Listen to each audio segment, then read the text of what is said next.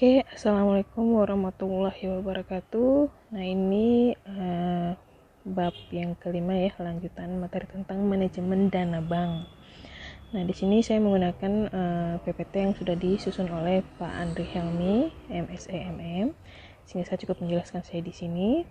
Nah, di sini kita berbicara tentang pendekatan alokasi dana bank. Jadi kita mau menggunakan pendekatannya seperti apa hingga nanti dana itu dialokasikan kemana, gitu ya. Nah, di sini dimaksudkan bahwa dia itu untuk menempatkan atau mengalokasikan dana oleh suatu bank umum dengan mempertimbangkan sumber dana yang diperolehnya, di mana terdiri dari dua pendekatan. Nah, yang pertama itu adalah pool of fund approach atau pendekatan dana gabungan, dan yang kedua adalah asset allocation approach atau pendekatan dana konversi, ya seperti itu. Nah, asset allocation approach ini nama lainnya itu adalah conversion of fund approach, atau kita sebut juga dengan asset allocation approach, seperti itu ya. Itu pendekatan kita gunakan dalam penggunaan dana nantinya. Nah, kita akan bahas pertama dulu yang pendekatan yang pertama, yaitu pool of fund approach. Itu merupakan penempatan atau alokasi dana bank dengan tidak memperhatikan hal-hal yang berkaitan dengan sumber dana seperti sifat, jangka waktu, dan tingkat harga perolehannya. Jadi kita tuh di sini dimana tuh semua dana itu kita kumpulkan dulu, kita gabungkan semuanya, nanti baru kita alokasikan ke masing-masing alokasi dana di sini. Jadi kita gabungkan semuanya tanpa melihat sumbernya dari mana, seperti itu ya, tanpa melihat sifatnya dari mana, jangka waktu dari mana, ataupun tingkat perolehan seperti apa. Jadi itu adalah pendekatan pool of fund approach. Contoh ini ya, kita bisa lihat dalam diagram pool of fund approach-nya ini, di mana sumber dana itu seperti giro, tabungan, deposito, deposit on call, CO, obligasi, mid-term notes, kredit, terus pinjaman, set jaminan, transfer, titipan, dan modal. Itu kita gabungkan semua sumber dananya tersebut, baru kita alokasikan penggunaan dananya, dimana di sini kita alokasi dana itu ke 5 bagian. Yang pertama adalah untuk cadangan primer, yang kedua untuk cadangan sekunder, yang ketiga untuk kredit atau kita memberikan kredit pada nasabah, yang keempat untuk kita investasikan baik itu jangka menengah maupun jangka panjang, dan yang ketiga adalah untuk aset tetap kita atau harta yang istilahnya untuk kita tetapkan di sini ya, dalam arti kan harta yang nilai umur ekonomisnya itu di atas 12 bulan atau di atas 1 tahun. Nah, itu kita juga perlu alokasikan dana-dana tersebut ke aset-aset yang harus kita miliki nantinya di sini ya. Karena itu juga kan merupakan pengukuran solvabilitas nantinya seandainya jika perusahaan ini atau bank ini mengalami failing atau bangkrut. Nah, kita sini punya aset-aset yang bisa mungkin menggantikan atau menutupi semua likuiditas ketika perusahaan itu menghadapi permasalahan yang ada. Seperti itu ya.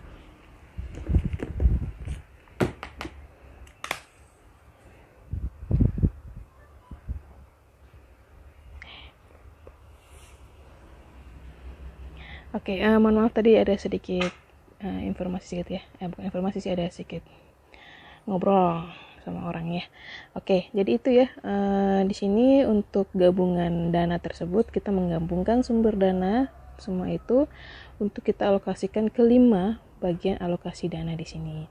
Nah, itu sistem pendekatan dana gabungan. Nah, sekarang kita bicara tentang apa sih cadangan primer itu untuk apa, kalau cadangan sekunder itu untuk apa, kredit untuk apa, dan seterusnya ya di bagian-bagian alokasi dana.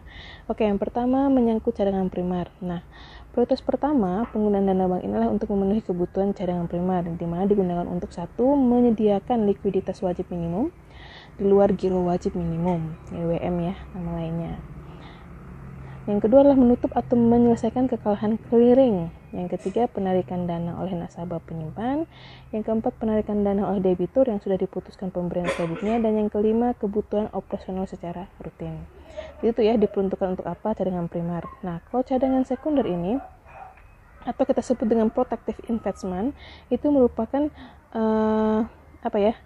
pendukung untuk melindungi cadangan primer apabila sewaktu tidak mencukupi cadangan primer tersebut. Jadi dia tuh cadangan backupnya lah, ketika cadangan primer mungkin kekurangan dananya, kita bisa menggunakan dari cadangan sekunder. Nah, seperti itu ya. Nah, cadangan sekunder ini selain untuk membantu keperluan likuiditas, dia juga untuk meningkatkan pendapatan bank tersebut. Cadangan sekunder ini dalam membantu likuiditas dapat berupa pemenuhan kebutuhan seperti likuiditas musiman, contohnya menjelang hari-hari raya. Yang kedua, kebutuhan likuiditas jangka pendek yang sebelumnya tidak terantisipasi. Oke.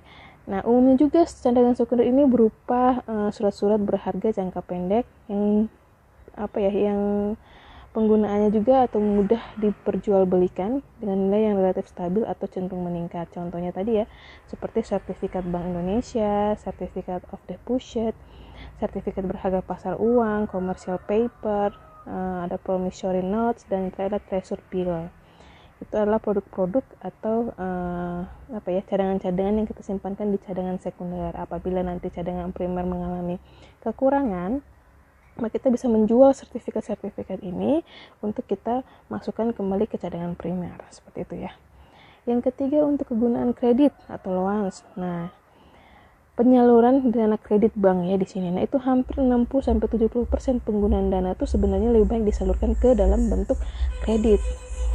Karena memang kan biasanya orang bilang tuh perbankan itu tonggak awal mereka tuh pendanaan memperoleh dana yang sangat besar itu lebih banyak di bagian kredit, itu di perolehan bunga-bunga yang mereka kenakan terhadap semua bentuk kredit yang diberikan pada nasabah, seperti itu ya. Makanya kenapa dia hampir 70% tuh dana itu lebih banyak digunakan untuk kredit, seperti itu. Yang keempat adalah untuk investasi. Nah, ini pilihan ya, kalau seandainya memang masih ada dana ya sok monggo dilakukan investasi jangka panjang maupun jangka pendek, seperti itu ya, maupun jangka menengah. Kalau emang nggak cukup dananya ya ditunda juga nggak apa-apa. Kalau emang cukup baru bisa ya. Contohnya tuh seperti apa ya, kayak obligasi atau kertas perbendahan negara, penyertaan modal sebagai pemegang saham di sini ya. Nah, yang kelima, dialokasikan juga untuk harta tetap atau inventaris. Maksudnya apa ya? Kita juga perlu punya kantor di sini, perlu punya kendaraan, perlu punya peralatan, pokoknya semua barang-barang yang umur ekonomisnya di atas 1 tahun, sehingga kita sini tuh ketika mengalami kebangkrutan tuh ada backupnya, di mana kita memiliki harta-harta tetap di sini, seperti kantor, gedung yang mungkin kita bisa perjualbelikan juga di sini untuk menutupi jika nanti kalau bank tersebut mengalami kesulitan seperti itu. Tapi jika enggak ya minimal kan tempat kerja kan pasti punya kantor, pasti harus punya kendaraan dinasnya, pasti punya peralatan kantor ya, seperti komputer, meja, kursi, lemari dan sebagainya, yang pokoknya nilai umur ekonomisnya itu di atas 1 tahun, seperti itu ya. Jadi sangat penting di sini. Namun tapi bagi bank tertentu pengeluaran untuk pembelian harta tetap dan investasi itu ditekan seminim mungkin dan memilih menyewa gedung dan kendaraan daripada harus membelinya. Tapi itu untuk beberapa aja. Kalau memang dia kurang mampu untuk membeli, dilihat dengan dananya juga ya udah sok disewa aja. Tapi kalau memang dananya mencukupi ya dibeli, seperti itu ya. Tergantung bagaimana kondisi dari proses bisnis dari bank tersebut. Dan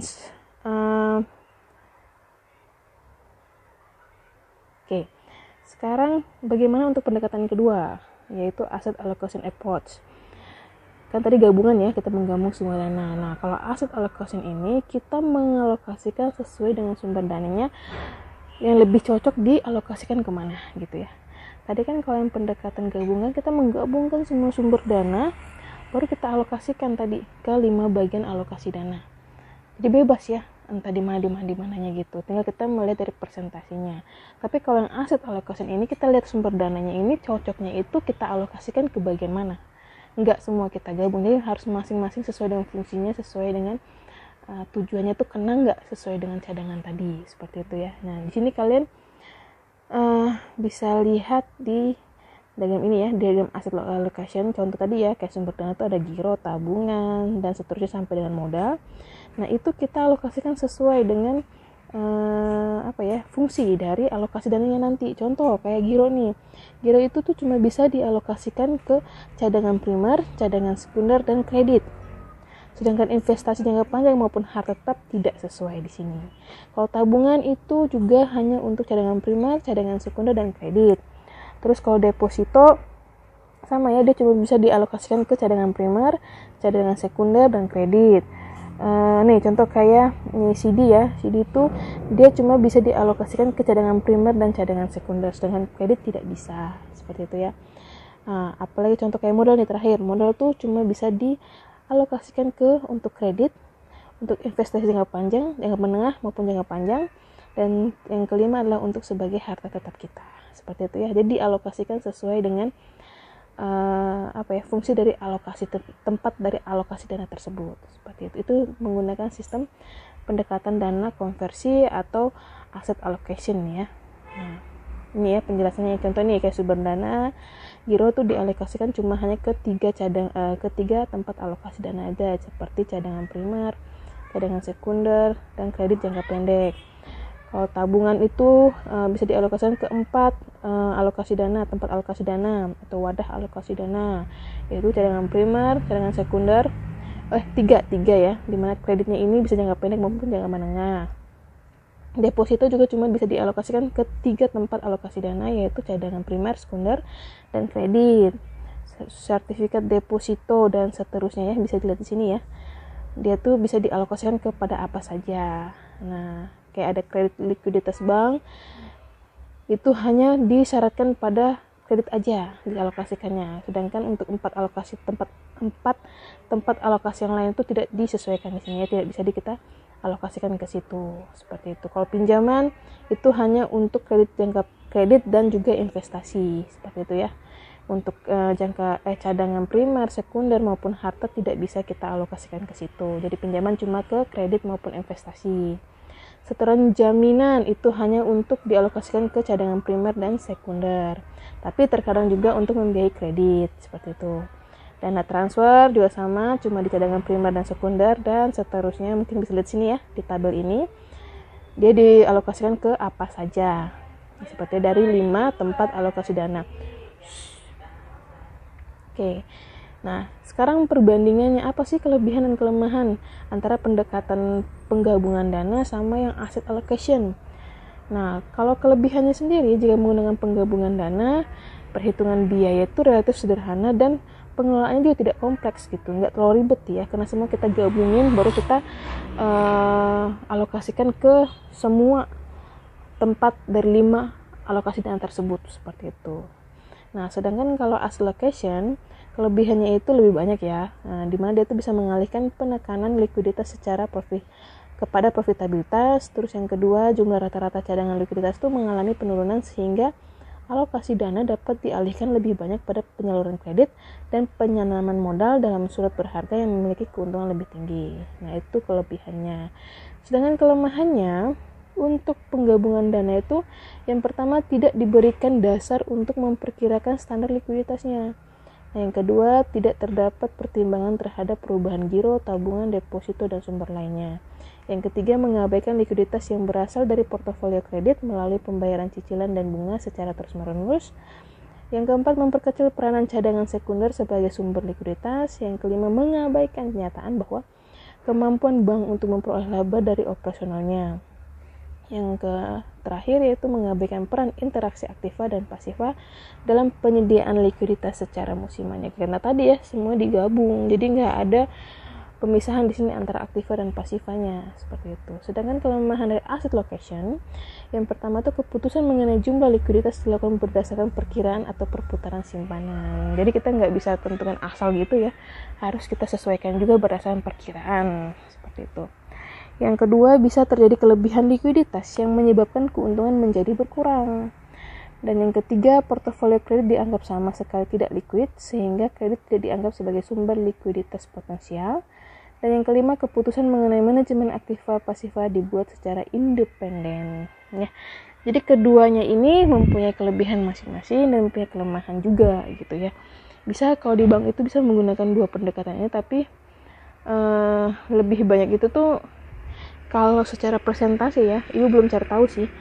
Untuk perbankan di Indonesia itu sendiri lebih banyak menggunakan yang penggabungan atau yang asset allocation gitu ya. Karena di sini juga kelebihannya ada, kelemahannya ada gitu ya. Masing-masingnya juga hampir sama. Oke. Sekarang kita tadi beromong tentang penggunaan dana ya. Nah, setelah dana terhimpun dari berbagai sumber yang dibukukan di sebelah pasifa sebagai kewajiban, maka sesuai dengan fungsinya, bank harus segera menyalurkan atau mengalokasikan dana tersebut agar menjadi produktif. Hal ini wajib dilakukan mengingat dana yang dihimpun bank berbiaya tinggi atau cost of funds, di mana beban biaya ini harus dibayar oleh bank. Jadi segerakan ya, jangan disimpan terlalu lama, harus kita segerakan atau kita alokasikan langsung ke tempat wadah pengalokasian dana tadi. ya di 5 alokasi dana tersebut.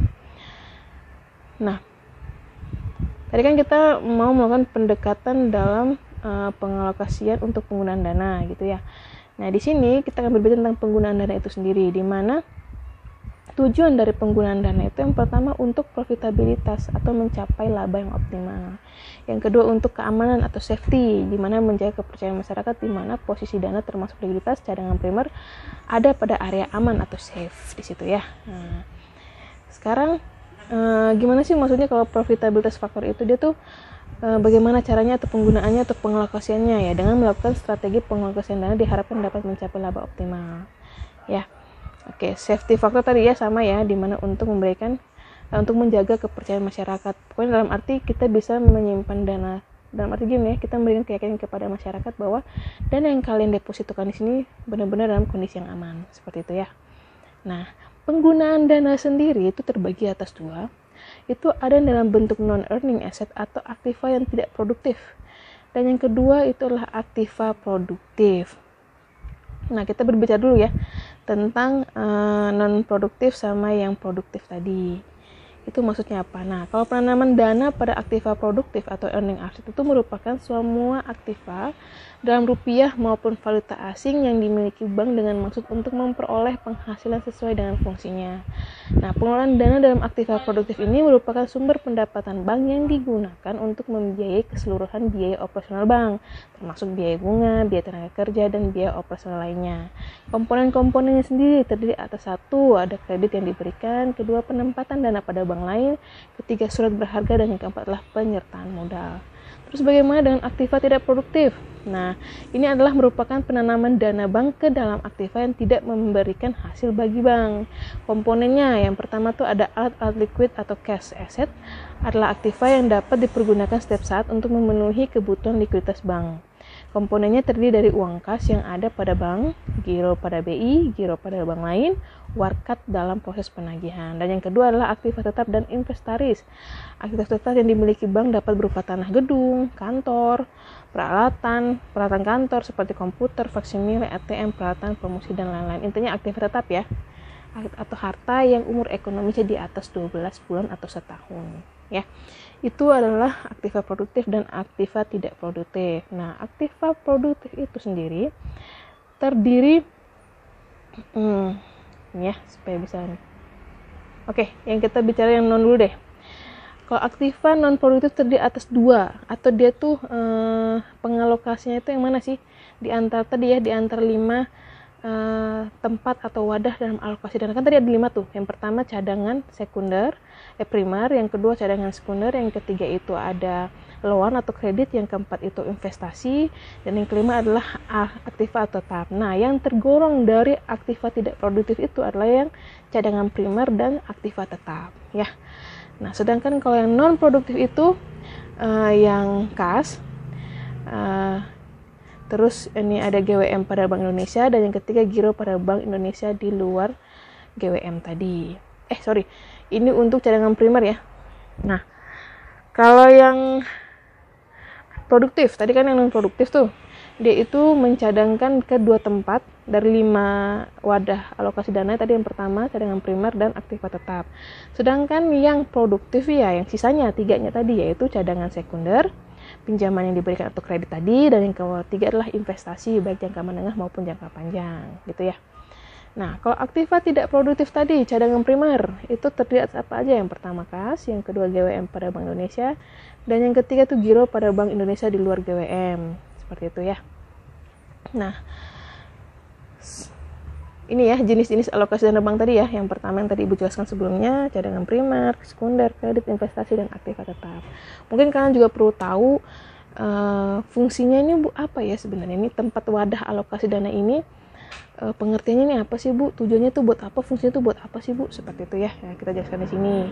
Kalau yang cadangan primer itu tuh merupakan sumber utama bagi likuiditas bank, terutama untuk menghadapi kemungkinan terjadinya penarikan oleh nasabah bank, baik berupa penarikan dana masyarakat yang disimpan pada bank tersebut maupun penarikan kredit sesuai dengan kesepakatan yang dibuat antara pihak bank dan debitur dalam perjanjian kredit yang dibuat di hadapan notaris publik.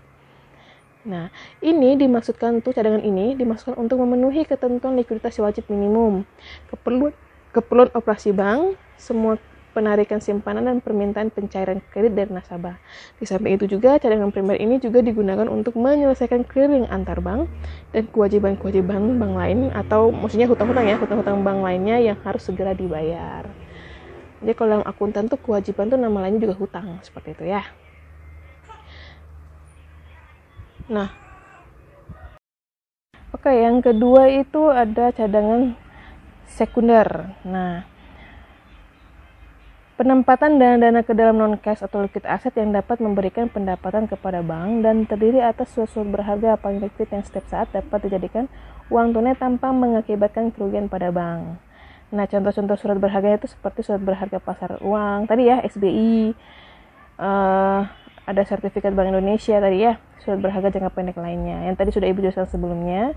Nah, di sini tujuan dari cadangan sekunder ini adalah untuk mengantisipasi apabila cadangan primer tadi adanya penarikan dari nasabah atau mungkin kekurangan, maka sekunder ini akan menutupi.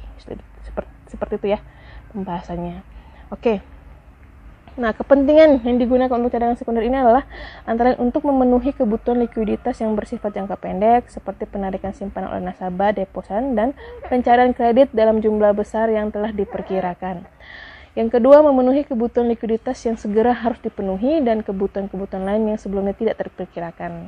Yang ketiga, sebagai tambahan apabila cadangan primer tidak mencukupi tadi ya, seperti Ibu sudah jelaskan sebelumnya. Yang keempat, memenuhi kebutuhan likuiditas jangka pendek yang tidak diperkirakan dari deposan dan penarikan dari debitur. Seperti itu. Nah, karena kebutuhan likuiditas ini tidak semuanya dapat diperkirakan, maka cadangan sekunder ini ditanamkan dalam bentuk surat berharga jangka pendek yang mudah diperjualbelikan. Gitu ya, sehingga di Indonesia tuh instrumen cadangan sekunder itu dapat berupa SBI, surat berharga, pasar uang, dan sertifikat deposito. Yang ketiga adalah kredit. Nah, prioritas utama,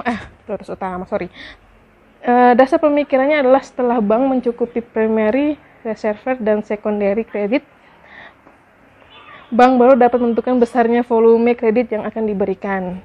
Nah, dalam praktek perbankan di Indonesia sendiri, dengan memperhatikan ketentuan-ketentuan yang ditetapkan oleh Bank Sentral sebagai pembina dan pengawas bank umum, ketentuan besarnya volume kredit dipengaruhi oleh ketentuan-ketentuan sebagai berikut. Yang pertama adalah reservoir requirement. Itu adalah ketentuan bagi setiap bank umum untuk menyisihkan sebagian dari dana pihak ketiga yang berhasil dihimpunnya dalam bentuk giro wajib, minimum berupa rekening giro bank yang bersangkutan pada BI. Yang kedua, kredit untuk deposito rasio itu merupakan rasio antar besarnya seluruh volume kredit yang disalurkan oleh bank dan jumlah penerimaan dana dari berbagai sumber. Yang ketiga, batas maksimum pemberian kredit adalah ketentuan tentang tidak diperbolehkannya suatu bank untuk memberikan kredit yang besarnya melebihi 20% dari modal bank yang bersangkutan. Jadi ada batasannya di sini ya, untuk kita menyalurkan kredit. Makanya tadi kenapa maksimal tuh antara 60-70% saja untuk dana yang kita himpun atau sumber dana tadi yang kita alokasikan untuk kredit ya. Yang ketiga, untuk investasi. Nah, dengan mengalokasikan sejumlah dana tertentu pada investasi portofolio, alokasi dana bank ke dalam kategori ini adalah dana sisa setelah penanaman dana dalam bentuk pinjaman dengan yang telah memenuhi target tertentu. Investasi ini berupa penanaman surat berharga jangka panjang atau surat berharga yang berkualitas tinggi. Likuiditas tinggi, investasi ini bertujuan untuk memberikan tambahan pendapatan dan likuiditas bank. Jadi intinya kalau untuk yang portofolio investment itu apabila ada lebihnya gitu ya. Kalau nggak ada lebih, berarti sudah disalurkan semuanya untuk pinjaman kredit. Nggak semuanya ya, tadi batasnya sampai paling sisanya harus 20% lah. Untuk pinjaman kredit ya kalau ada lebih ya kita boleh untuk melakukan investasi. Nah kalau enggak ya tidak perlu seperti itu ya. Asal investasi-investasi ini harus menginvestasikan surat berharga tuh yang berlikuiditas itu harus tinggi.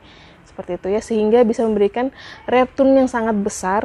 Dalam artinya juga mengharapkan risknya juga kecil ya. Return itu istilahnya balasan kembali dari apa yang kita investmentkan, sehingga akan memperoleh tambahan pendapatan di sini. Nah seperti itu ya, yang harapkan seperti itu. Oke. Namun ada faktor-faktor yang perlu diperhatikan dalam melakukan penanaman dana dalam bentuk portofolio. Yang pertama, kita harus lihat tingkat bunganya. Itu untuk jenis obligasi. Yang kedua, capital gain yang mungkin bisa diraih itu untuk jenis saham. Yang ketiga, kualitas atau keamanan terutama untuk jenis saham. Yang keempat, mudah diperjualbelikan.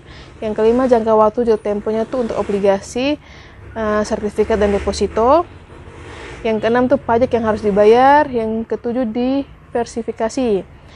Nah, ini maksudnya tuh bahwa kita bisa menanamkan investasi, atau kita bisa melakukan investasi tuh ke berbagai bentuk investasi gitu ya.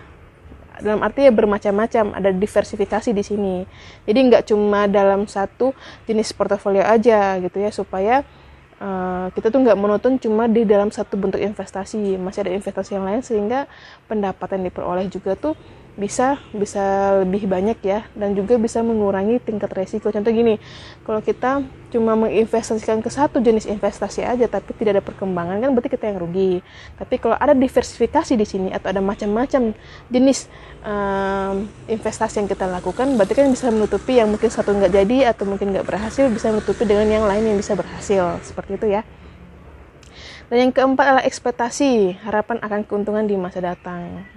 Jadi return ya yang diharapkan di sini, dalam arti ketika kita investasi itu jangan asal investasi aja, kita juga harus lihat, bisa menganalisis bahwa returnnya itu besar nggak, risknya itu kecil nggak, seperti itu ya. Biasanya tuh orang-orang tuh melakukan analisis fundamental di sini, tapi kan biayanya terlalu besar, dimana kita kan menganalisis seluruh aspek dari perekonomian gitu ya, termasuk dari kursnya, bisa dari dia punya inflasinya seperti apa gitu ya, dari suku bunganya, dari pendapatan per kapitanya seperti apa, kayak gitu. Mungkin terlalu ribet, tapi minimal kita bisa menganalisis ya 20-30% lah return yang diharapkan tuh ada nggak jika kita menginvestasikan dana kita ini ke salah satu jenis investasi, seperti itu ya. Dan yang kelima adalah fixed asset atau harta tetap. Nah, contohnya tadi kita membeli tanah, ada pembangunan gedung kantor, baik kantor pusat, kantor cabang pembantu maupun kantor kas, peralatan operasional bank seperti komputer, faksimile, sistem komunikasi antar bank, kendaraan bermotor, dan aktiva tetap lainnya. Intinya yang umur ekonomisnya di atas 12 bulan ya, itu tergolong dalam aset tetap atau fixed asset tadi ya bahasa Inggrisnya. Nah, alokasinya harus gimana sih? Berdasarkan sifat aktivanya itu adalah kita mengalokasikan dalam bentuk aktiva, baik aktiva yang dapat memberikan hasil maupun aktiva yang tidak memberikan hasil, seperti itu ya. Nah, maka tadi ya seperti yang bilang tadi, kalau yang memberikan hasil, yaitu contohnya kita gedung ya, kan bisa dipakai buat kantor, seperti itu. Kalau yang tidak memberikan hasil ya jika ada suatu aset yang kita alokasikan dananya tapi tidak berguna sama sekali, seperti itu ya. Oke. Nah, untuk yang dua ini kan tadi sudah Ibu jelaskan sebelumnya ya, menyangkut apa itu aktiva yang produktif maupun aktiva yang tidak produktif, seperti itu. Dan bagaimana atau ditempatkan di mana aja alokasi dananya. Oke, mungkin itu saja materi yang selanjutnya Ibu jelaskan tentang pendekatan penggunaan dana ya dari awal sampai akhir. Mudah-mudahan dapat dipahami. Jika memang ada yang ditanyakan, silakan langsung bertanya di grup kita. Terima kasih, sekian dari Ibu. Wassalamualaikum warahmatullahi wabarakatuh.